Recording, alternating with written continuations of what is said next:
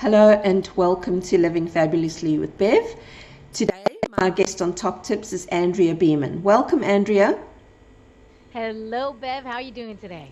Really good, thanks. So, we've just been talking about all things to do with the thyroid, how it's connected to things like our metabolism, our weight, how sleep and stress impact that.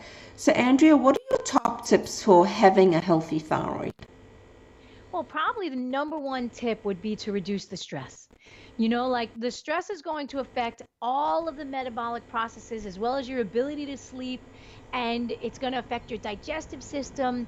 As you're under stress, your adrenaline is going to be pumping, your stress hormones are going, your sympathetic nervous system is on high. And when that happens, the metabolic processes start to, your digestive system's going to shut down. People are going to start to gain weight. That's where they gain weight around the middle. And they always blame their thyroid, but it's actually that they're under stress, whether it's emotional or physical. So that would probably be the number one, would be to really reduce stress. And I know it's easier said than done, but one of the ways that somebody can do it is to actually sit down, relax, right? Sit with a meal, eat where like say a prayer. I remember people used to do that, would say a prayer before they started eating, like, oh, thank you for the food, and thank you to the farmer, and thank you to my husband or my wife or whatever, my children. And it would bring the stress levels down, just that moment of gratefulness. And when the stress levels are down, the metabolic processes start to function again, right? You could digest your food. Thyroid comes back online. Adrenaline starts to, go down. It really helps everything. It also helps the mind. When you're under stress, the mind doesn't work well. So I would say stress right up there at the top. Mm. And is there anything else that would sort of support people to get that thyroid functioning well? Yes, of course. Like eat well. And I know it's a catchphrase, eat well, I'm eating organic, I'm eating this. But the thyroid requires certain nutrients, as well as the entire endocrine system requires specific nutrients. And if we're not getting them, then the processes again are inhibited. So you want to make sure that you're getting iodine-rich food, because the thyroid won't function without iodine.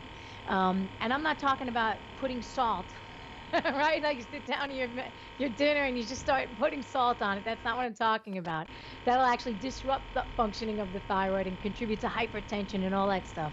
But you want to make sure you're getting iodine-rich foods in your daily meals, because that'll help to support the building of the hormones, the T3, the T4, all of the hormones that you need. You're getting adequate protein, you're getting adequate fats, and also great quality.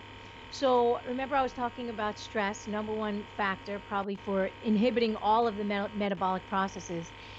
If you're eating food that is under stress, so an animal that is raised in a factory farm, uh, that's a tremendous amount of stress. And we literally are what we eat. So my food is becoming me on a cellular level. And if I'm eating food from animals that have been abused and tortured and stressed out and no access to sunlight and all of that negative stuff, I'm going to absorb that on a cellular level. So that stress is going to impact me as well. Um, I would also suggest sleep. And I know people are going to say, and I hear this all the time, Bev, they tell me I'm a night owl. And I say, really? Okay, so tell me how big your eyes are, right? And because an owl, right, they are designed to see at night, so their eyes are actually like this big.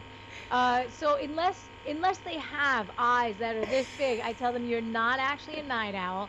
You're a human being, and human beings are designed to sleep at night, sleep with the moon, and wake with the sun. This is the cycle of the human being, and that actually helps to regulate the pineal gland, which regulates all of the endocrine glands, right, and all the metabolic processes, right, because you getting sunlight into the eyes, and that's saying, oh, it's daytime, right, and then the sunlight goes down, and then it says, oh, it's getting to be nighttime. Let's start to shift this into slowing down, getting ready for sleep, right, relaxing the nervous system.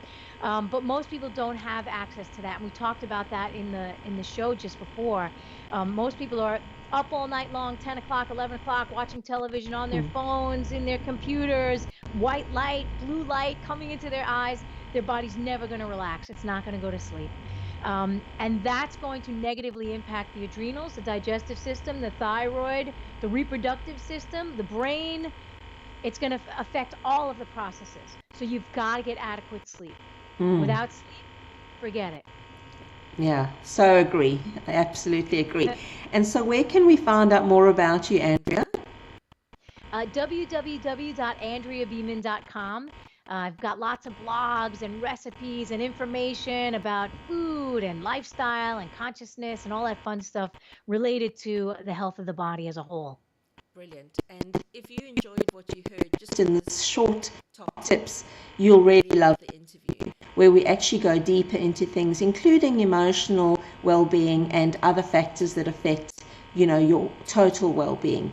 So come over and listen to that. That's at www.livingfabulously.com and /podcasts. Thanks for being with me today, Andrea. Thanks, Bev. I'm sending you a lot of love. Thank you.